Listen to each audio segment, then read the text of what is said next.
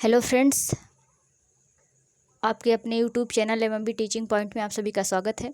इस चैनल पर UP triple SC मुख्य सेविका की तैयारी मुख्य रूप से करवाई जाती है, जिसमें हम मुख्य सेविका का सिलेबस कंप्लीट करवा रहे हैं। अगर से आप मुख्य सेविका की तैयारी कर रहे हैं तो एक बार सिलेबस ज़रूर देखिएगा, क्योंकि अगर से आप सिलेबस देखेंगे तो टॉपिक जो है उसकी आसान हो जाएगी। टॉपिक देखेंगे तो सिलेबस आसान हो जाएगा और तैयारी करना भी आसान हो जाएगा। मैंने सिलेबस का डिस्कशन कर रखा है, तो आप प्लेलिस्ट में जाकर देख लीजिएगा, ठीक है। हम सिलेबस को 2 पार्ट में डिवाइड किए हैं, एक सोशियोलॉजी का पार्ट और होम साइंस का। अभी हम होम साइंस वाला पार्ट जो है कवर करवा रहे हैं। हमने पोषक तत्वों पर वीडियोज डाल दिया है, जैसे कार्बोहाइड्रेट, प्रोटीन, वसा, इस पे डाल दिए हैं। और अब हम गर्भावस्था पे वीडियोज डाल रहे हैं, जिसमें एक वीडियोज अपलोड कर चुके हैं, ये सेकेंड वीडियोज है, ओके। ये पार्ट 2 है, तो उसको जाकर प्लेलिस्ट में आप ज़रूर देख लीजिएगा। आज का हमारा टॉपिक है गर्भावस्था में शिशुओं के विकास की अवस्थाएँ, यानी कि जैसे ही जो महिलाएं जैसे ही प्रेग्नेंट होती हैं तो बच्चा जो उसमें भ्रूण पलता है, उसके स्टेज कौन कौन से होते हैं, किस स्टेप में बच्चा पलता है, उसकी अवस्थाएं हम आपको पढ़ाएंगे, ठीक है। तो चलिए देखते हैं। पहले अवस्था इसमें विकास की अवस्थाएं। पहला अवस्था है गर्भकालीन अवस्था में विकास की गति अति तीव्र होती है, अतः अध्ययन की सुविधा की दृष्टि से इसे 3 भागों में विभाजित किया गया है। जो विकास की गति होती है तीव्र होती है, जैसे बच्चा जब गर्भ में होता है तो उसके विकास की गति तीव्र होती है, जबकि जैसे बाहर निकलता है, बच्चा पैदा हो जाता है, तो उसकी विकास की गति अपेक्षाकृत कम हो जाती है। तो वही दिया गया है, इसको सुविधा की दृष्टि से 3 पार्ट में डिवाइड किया गया है। पहला क्या है, डिंब अवस्था या बीमावस्था। दूसरा है भ्रूण अवस्था। तीसरा है गर्भस्थ शिशु की अवस्था। पहले अवस्था को बोला जाता है गर्भ से 2 सप्ताह की अवस्था। गर्भ से 2 सप्ताह की अवस्था डिंब अवस्था कहलाती है, ये याद कर लीजिए, क्वेश्चन पूछता है। बीमावस्था भी इसी को बोलेंगे। और तीसरे सप्ताह से 2 माह तक के अंत की अवस्था जो है वो भ्रूण अवस्था कहलाती है, भ्रूणावस्था। क्लियर। इसके बाद तीसरे सप्ताह से जन्म लेने तक की जो अवस्था है वो गर्भस्थ शिशु की अवस्था कहलाती है। पहला डिंब अवस्था, यानी कि इसको बीमा अवस्था भी बोलते हैं। दूसरा है भ्रूण अवस्था। तीसरा है गर्भस्थ शिशु की अवस्था। क्लियर। चलिए देखते हैं इसमें क्या होता है। डिंब अवस्था में, डिंब अवस्था इसे बीजारोपण की अवस्था यानी कि बीजावस्था भी कहते हैं।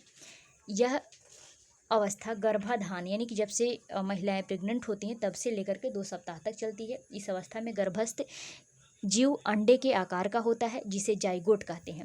पहला जो स्वरूप होता है, अगर से आपसे क्वेश्चन पूछेगा तो उसका भ्रूण का पहला आकार कैसा होता है, तो जाइगोट की तरह से होता है, जाइगोट कहते हैं। इसका आकार आल्पिन के सिरे के बराबर होता है। ये क्वेश्चन पूछता है कैसे होता है, आल्पिन के सिरे के बराबर होता है, ओके। और इसके अंदर निरंतर कोश का विभाजन चलती रहती है, किंतु ऊपर इसके स्वरूप में कोई परिवर्तन नहीं होता है। लगभग 1 सप्ताह तक यह अंडाकार जीव यानी कि जाइगोट जो है गर्भाशय के तरल पदार्थ में तैरता रहता है। स्टार्टिंग में जैसे ही शुक्राणु और अंडाणु मिलते हैं तो वो एक भ्रूण जो बनता है, पहले जाइगोट बनता है, वो जाइगोट बनता है और वो 1 वीक तक जो है तरल पदार्थों में तैरता रहता है गर्भाशय के। ये ध्यान दीजिएगा, ठीक है। और उसका जो प्रारंभिक जो आकार होता है वो कैसे, आल्पिन के सिरे के समान होता है, आल्पिन के सिरे के समान होता है। ध्यान दीजिएगा, क्वेश्चन पूछता है ये, ठीक है। आगे क्या दिया है, अपना पोषण स्वयं ही करता है, किंतु 10 दिनों के बाद, प्रारंभ में वो अपना पोषण स्वयं करता है, किंतु 10 दिनों के बाद गर्भाशय की दीवार से चिपक जाता है। इस क्रिया को आरोपण की क्रिया कहते हैं। 7 दिनों तक यानी कि 9 दिनों तक वो क्या होता है, तरल पदार्थों में तैरता रहता है। 10वें दिन के बाद वो क्या होता है कि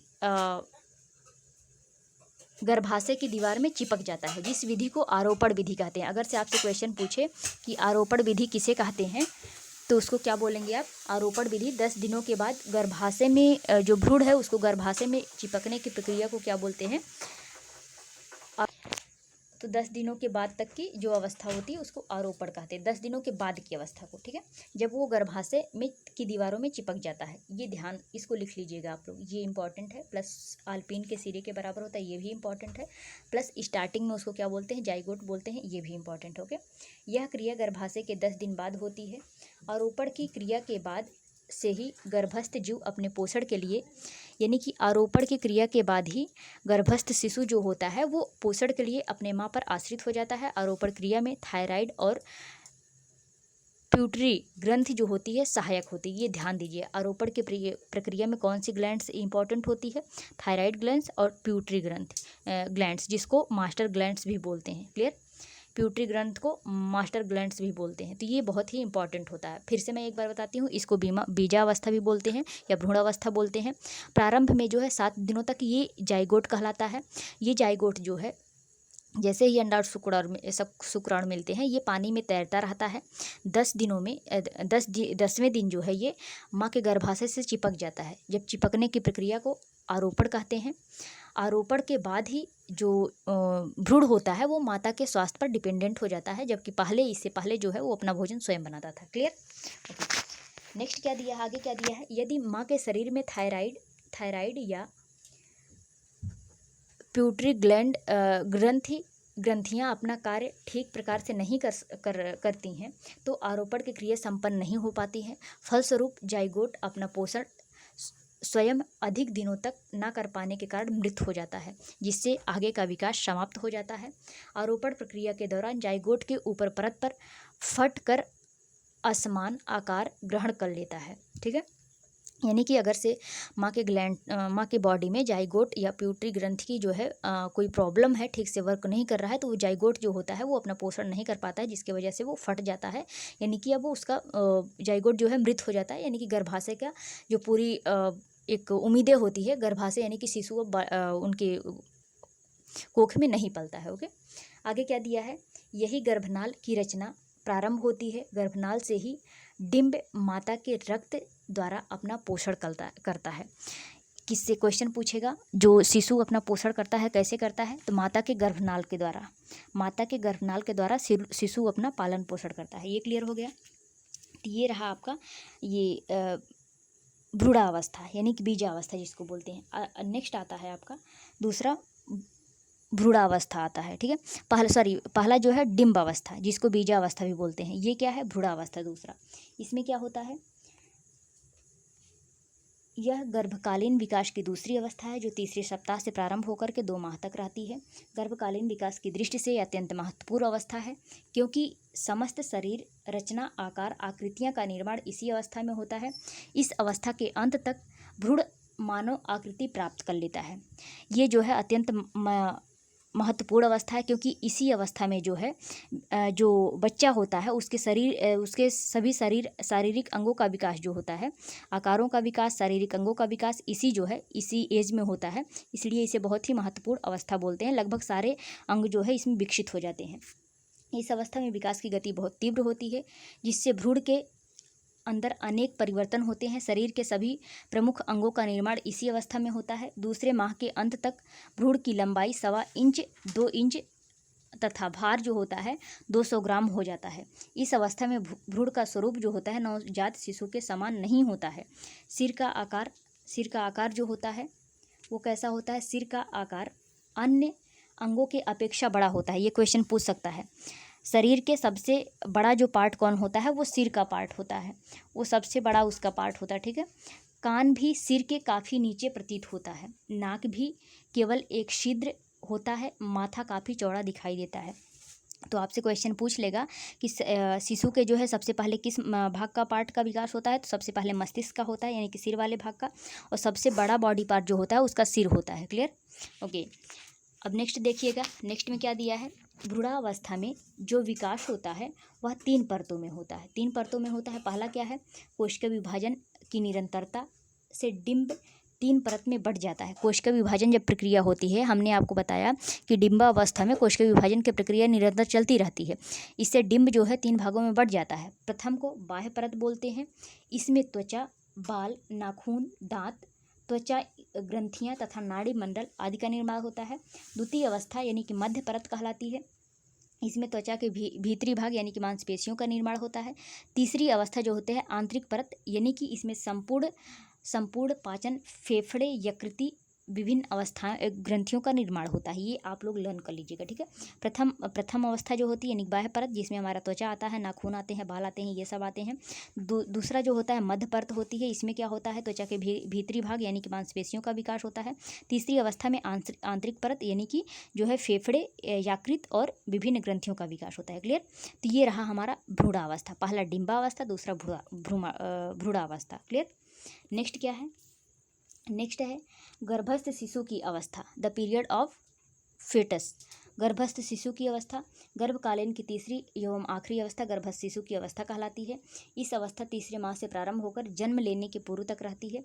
इस अवस्था का निर्माण की नहीं अपितु विकास की भी अवस्था है, क्योंकि भ्रूणावस्था में जिन जिन अंगों का निर्माण होता है उन्हीं अंगों का विकास इस अवस्था में होता है। इस अवस्था के प्रारंभ होने के अंत तक प्रत्येक माह गर्भस्थ शिशु के भार तथा लंबाई में निरंतर वृद्धि होती है। आपको पूछेगा निर्माण की प्रक्रिया शिशु के निर्माण की प्रक्रिया किस अवस्था को कहा जाता है, तो भ्रूणावस्था के, क्योंकि उसमें अंगों का निर्माण होता है, जबकि उसका विकास जो होता है वो तीसरी अवस्था में यानी कि गर्भस्थ शिशु की अवस्था में होता है। क्लियर। गर्भस्थ शिशु की अवस्था में जो है उसका विकास होता है। तो पहला हो गया डिंबावस्था, दूसरा भ्रूणावस्था, तीसरा है गर्भस्थ शिशु की अवस्था।